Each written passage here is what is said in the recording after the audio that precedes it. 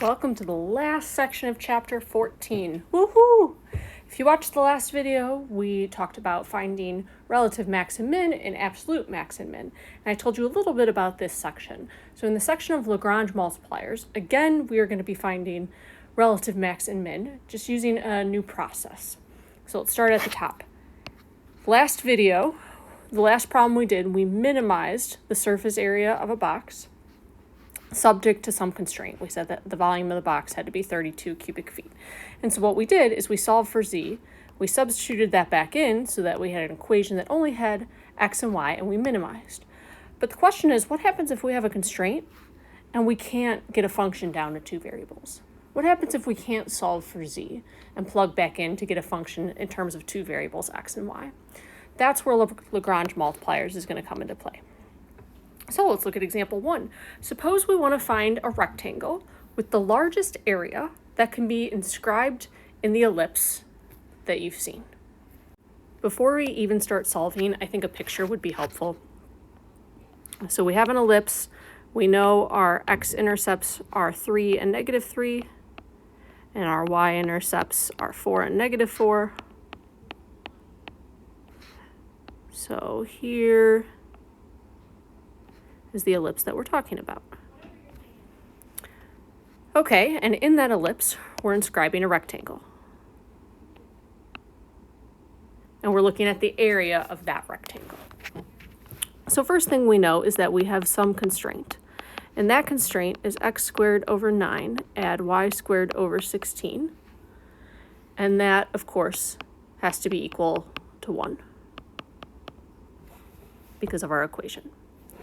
And then we know we need an area function.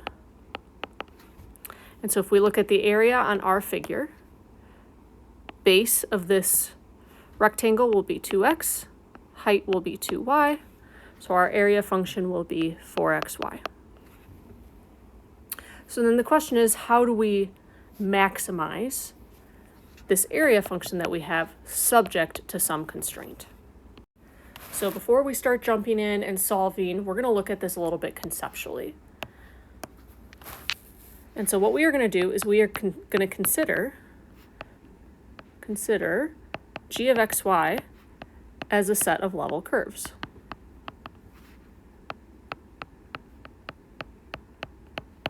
And we're going to do the same for a of xy, or we might want to call it f of xy. Okay, so if we start with our f of xy, if we consider that to be the set of level curves, that means we are taking our function and setting it equal to some constant k. So if we were to solve for y, we would get k over 4x. That is the same as k over 4 over x. Now that's the reciprocal function. So that means we have some curves here, and we have some curves here, and so on and so forth for our different values of k. So we are interested then in the level curve that I'm going to say barely satisfies our constraint. The constraint being that ellipse. Okay, so at this point, we have all these green level curves. I want to remind you that we also said that g of xy is a level curve. So this ellipse right here is also a level curve. The ellipse is a level curve for, specifically, g of xy is equal to 1. So we have two sets of level curves. We have the level curve, which is the ellipse. That's just one level curve, and it represents the constraint. And then all of those green level curves are level curves for our area function. So what we are looking for, like we said, is a level curve that barely satisfies the constraint. So what that would look like is on our ellipse, we're looking for a level curve that barely satisfies at a point. And so we need to remember that two curves are tangent to a point,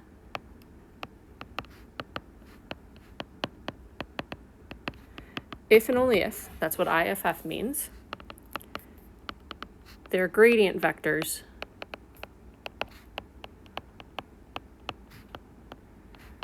are parallel. Okay, so zooming in a little bit. Here's what that would look like. If I zoom in on this part right here, I'm going to have my constraint. I'm also going to have the level curve. So the constraint is with G. This would be the gradient of G. And then this one is my level curve for F, or for the area. And this would be the gradient. So remember that gradients are perpendicular to the curve. And we can see, based on my visual, that those two gradients, it looks like they're the same, they're not, but they're parallel. So ultimately, what we need is we need the gradient of F to be some scalar multiple of the gradient of G. This is the idea right here. So again, this says that they are scalar multiples.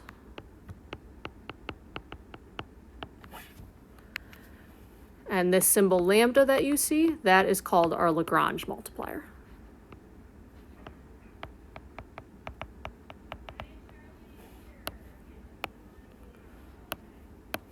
So, solving, then, our system of equations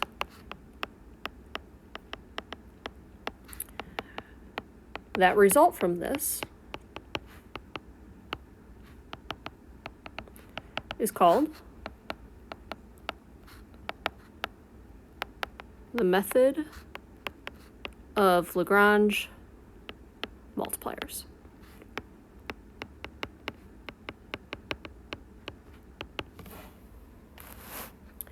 Okay, so now that we've gotten through the theory of it, let's actually answer this question. Let's find the rectangle that has the largest possible area. Hopefully you haven't written as big as I have, because I certainly have run out of room. Hopefully you have more room than I do. Okay, so again, what we're looking at is we're finding the largest area, which we said we're going to express as 4xy, that is subject to x squared over 9 plus y squared over 16 is equal to 1. And if you remember, we called this part of the ellipse g of x. So from above, we're going to need the gradient of f, which is 4y and then 4x. And then we're going to need the gradient of g, which is 2 over 9x and 1 over 8y. So then the whole idea is we're taking the gradient of f and we're setting it equal to lambda times the gradient of g. So what that gives us then is 4y comma 4x is equal to lambda times 2/9 x 1/8 y. So that gives us two equations then. We get 4y is equal to 2 lambda x over 9, and we get 4x is equal to lambda y over 8. And that's what we need to solve. This is our system that we're going to solve. You're going to have to choose the best way that you want to solve for it. And so what I'm going to do first is I'm going to take this equation and I'm going to solve for lambda. So when I do, I get lambda is equal to 18y over x. So then I'm going to substitute that into my second equation, where I get 4x is equal to 18y over x times y over 8, which gives me 4x is equal to 9y squared over 4x. Now, at this point, you should pause and say, I have two variables. I have x and y. I can't solve one equation that has two variables. You're right. And so what we're going to have to do then is use our constraint. So the first thing we did was solve for lambda. Then we substitute into our second equation. And thirdly, we would use our constraint. So our constraint is x squared over 9 plus y squared over 16 is equal to 1. So what I can do then is where I left off down here, if I solve for x squared, I can substitute that into my constraint. So I get my x squared to be 9y squared over 16. So now if I substitute that in, I get y squared over 16 plus y squared over 16 is equal to 1, which gives me y squared is equal to 8. So y is equal to plus or minus 2 root 2. Okay then, we got to keep this going. That is just x, we still need to find y. So if we substitute that in, or that's just y, we need to find x. So our x squared ends up being 9 times y squared over 16. So what that gives us then is that x squared is equal to 9 over 2, so x is equal to plus or minus 3 over root 2. Now, finally, answer the question. Now, what I didn't explicitly ask you for, but I wanted you to find, is the maximum area. So ATQ, answer the question. We are finding the maximum area. So our area function, if you remember, was 4xy. So this is going to be 4 times 3 over root 2 times 2 root 2. So our maximum area is 24 square units. Okay then, hopefully you had enough room to write all of that down. I'm sorry that I took up so much space and didn't really warn you, but hopefully you were able to get that down. So let's look at a few other examples so that we can really get down to what's happening. For this next example, we're going to look at the box problem again. So the box problem, if you remember, we were looking for the minimum amount of material to use that was subject to some constraint, and that constraint was the volume. Okay, so we're going to have to start by writing our functions. Whatever we are finding the minimum or maximum of is our f. So our f of x, y, z is equal to xy add 2xz add 2yz. And then our constraint is going to be our g of x, y, z. And that's just x, y, z. So now find the gradient of f. And we get that to be y add 2z, x add 2z, and 2x add 2y. Our gradient of g, we're going to get to be yz, xz, and xy. So then if we remember the gradient of f, we're going to set equal to some multiple of the gradient of g. Again, lambda is just some constant. So writing out our equations, we're going to get y add 2z is equal to lambda yz. We get x add 2z is equal to lambda xz. And we get 2x plus 2y is equal to lambda xy. Okay, so then ultimately at this point, what we need to do is we need to be able to return to our constraint with one variable. I guess really not that one, with this. So we need to get everything in terms of x, or everything in terms of y, or everything in terms of z. So what I'm going to do is I'm going to start with this first equation, and I'm going to solve for lambda. And so I get y plus 2z over xz, which gives me, over yz, which gives me 1 over z plus 2 over y. Okay, so then it might be helpful to do that in the next two equations as well. So when I do that for the second equation, I get lambda to be 1 over z plus 2 over x. And when I do it for the third equation, I get lambda is equal to 2 over y add 2 over x. Now here's where we run into some difficulty, because we have three equations that are lambda equals, but they all have different variables. So we need to stick to one variable that we want to use. And so what I'm going to do is I'm going to get everything in terms of x. So what that means then is I need y in terms of x, and I need z in terms of x. And then if everything is in terms of x, again, I can go back to this constraint at the beginning. Okay, so I'm going to number these equations so that they're easier to use.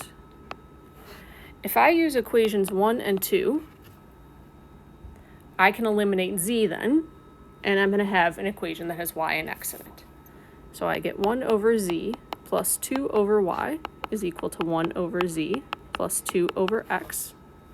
So these z terms cancel out, and ultimately I end up with x equals y. Okay, so I got my y in terms of x.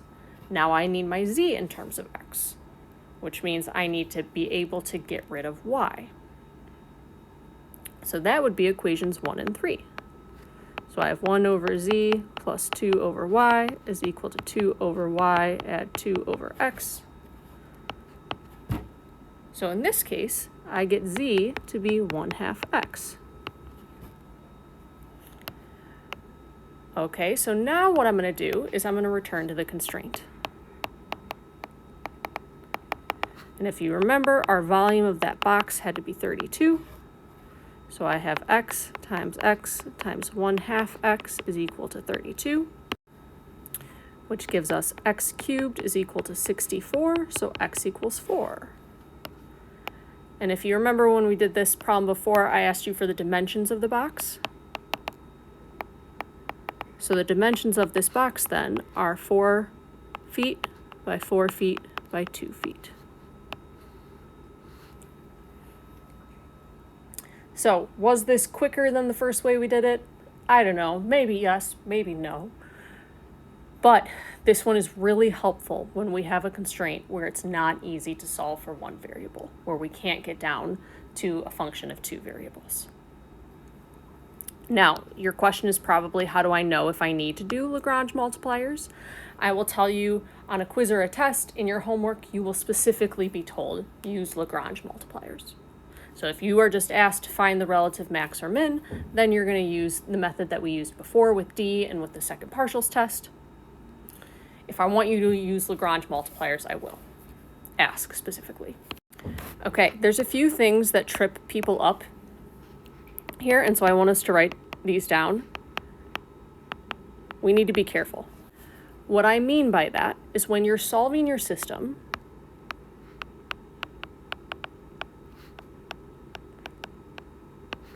you need to consider if x equals 0, y equals 0, z equals 0, or lambda equals 0 is possible. So sometimes there are 2 different solutions to the equations that have lambda in them, and one might be what we sometimes call a trivial solution where lambda is 0, and oftentimes students miss that. So here's what I mean. If we go back to these equations here that we came up with, we need to ask ourselves, is it possible that x would be 0? Is it possible that lambda would be 0? So if I look at just this last equation, if I make x 0, that would give me 2y is equal to 0. That's not necessarily a true equation unless y is 0, so I'm not concerned about that. Similar idea with y. Can lambda be 0? If lambda is 0, then we get 2x plus 2y is equal to 0. Again, that's not something that we're looking at. Where I'm concerned with, in this note below, is, for example, sometimes you might end up with something like 2x is equal to 2x lambda. And so oftentimes what people will do is they'll divide by 2x, they'll divide by 2x, and they'll say, okay, lambda equals 1, got it.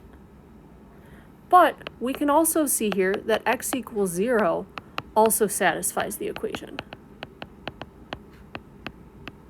And so what you would need to do then is use both of these cases and bring them on to the next equation. We're going to see an example later in this video where you'll see how that would be appropriate. Okay, I know this is tricky, so we're going to do a few more examples before we finish. Let's move on to the next one. Okay, so let's look at a few more examples. For example 3, this is just a demonstration. We're not going to go through the whole video.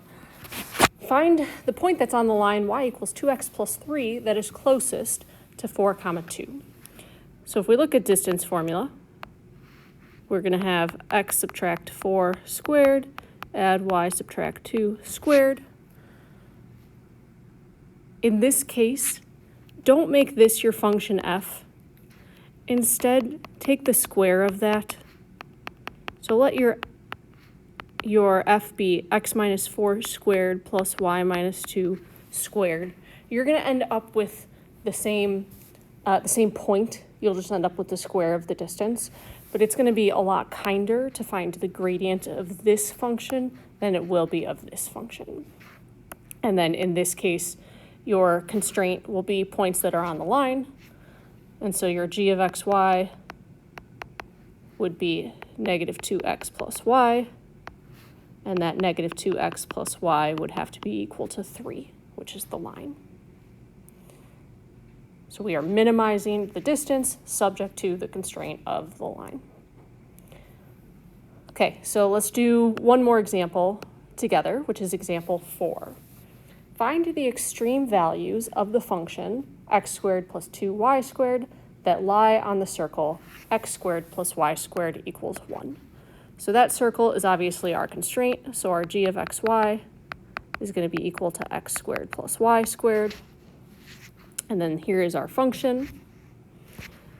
So my gradient of f in this case is going to be 2x comma 4y. And my gradient of g is going to be 2x comma 2y. So then I'm going to set my gradient of f equal to lambda times the gradient of g. So I get 2x 4y is equal to lambda times 2x 2y. So that gives me two equations. I get 2x is equal to 2x lambda, and I get 4y is equal to 2y lambda. Okay, so if I start with this first equation, this is the exact example that I gave. I said a lot of people divide by 2x and they say, okay, lambda equals 1. What they miss, though, is that x could also be equal to 0. So that means we are going to have to consider both of those cases in our second equation here. So if we make lambda equal to 1, then we get 4y is equal to 2y. So y is equal to 0. If we make x equal to 0, what do? Well, what we forgot, or what we haven't done yet, is used our constraint. So if x is equal to 0 and we use our constraint, we get 0 squared plus y squared is equal to 1. So y would be plus or minus 1. Then going back to that equation above, we could solve for lambda, but we don't really care, right? I don't need to know what lambda is. What I know is that I have some points here. I have the point 0, 1, and I have the point 0, negative 1. Now if I go back up to lambda being 1, so right here where we had our y, if our y is 0, again, we haven't used that constraint. So we get x squared plus 0 squared is equal to 1. So x, of course, is plus or minus 1. So this then gives us the points 1, 0 and negative 1, 0. Okay, so this is the first one where we've had multiple points to consider. So we're looking at these 2 points and these 2 points, and we want the extreme values of this function. So what we're going to have to do is substitute those points in. So I find f of 1, 0, and I'm going to find f of negative 1, 0. I'll find f of 0, 1, and I'll find f of 0, negative 1. And so I get 1, 1, 2, and 2. So if I want the extreme values, I want the highest and the lowest values. The maximum is 2, and the minimum is 1. And you don't need to say where they are unless I ask you. And you can see that that looks to be fairly true on the figure. At this point 1, 0, we see that the z value is about 0. At this point right here, 0, 1, we see our value up here is about 2. Now, keep in mind in your homework on a test, I'm not going to give you these figures. So this is just to be nice in our notes, but on homework and on a test, you would not have these figures. Okay, so at this point, that is the end of the required part of the video. If you would like to do one last example, it's on the next page. If you are done though, then you can stop right here. We've taken all of the notes. Okay, so thanks for sticking with me. Here's the extra example. Find the extreme values of f subject to this given constraint. What I would suggest is that you pause the video and try this one on your own. And then come back and check and see how you did. Now, that being said, if you don't want to do that and you just want to stick with me, you can. So here is our function g. So we get our g of xy to be equal to x squared plus y squared. So I want my gradient of f to be equal to lambda times the gradient of g. Gradient of f is 3, 1. Gradient of g is 2x, 2y. So then I get 3 is equal to 2x lambda. And I get 1 is equal to 2y lambda. So what I'm going to do then is I'm going to solve for lambda. So on this first equation, I get lambda is 3 over 2x. The second one, I get lambda is equal to 1 over 2y. So at this point, I'm not going to plug into my constraint, but instead I'm going to set those two equal. So then I get 6y is equal to 2x, so x is equal to 3y. Whole reason I'm doing that is so I can go back to this constraint. So when I do that, I get 3y quantity squared, add y squared is equal to 10. So I get y squared is equal to 1, and y is equal to plus or minus 1. And then, of course, we also know that x is equal to 3y. So our 2 points are 3, 1, and -3, -1. So lastly, I want to substitute those back into my function. So f of 3, 1 is 10, and f of -3, -1 is -10. So our maximum is 10, and our minimum is -10. Hopefully that one went well for you. Of course, when you were at these equations, make sure you ask yourself, could x be 0 or 1?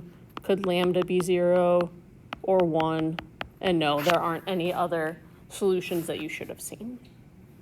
So if you have any questions, please make sure you write them down and bring them to class, and I'd be happy to discuss them. Thanks for sticking with me today.